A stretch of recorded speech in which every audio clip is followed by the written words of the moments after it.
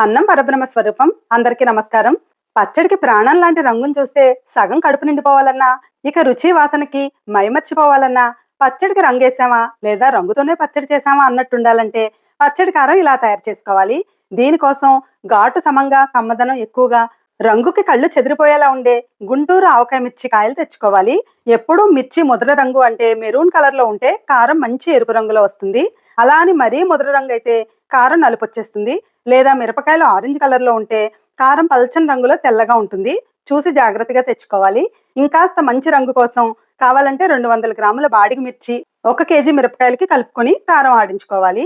కారం ఆడించుకునే ముందు మిరపకాయలకి ముచ్చుకలు తీసేసి 2 ముక్కలుగా కోసుకోవాలి. ఇవి ఇలా మెత్తగా సాగుతూ ఉంటాయి. వీటిని 2 రోజులు మంచి ఎండలో ఎండబెడితే ఇలా తుంచితే విరిగిపోతాయి. ఇప్పుడు మిల్లు పట్టించుకొని తడిలేని గాజు సీసాలో పోసుకొని వాడుకుంటే సంవత్సరమైనా పాడవకుండా రంగు తగ్గకుండా చక్కగా ఉంటుంది. Thank you for watching.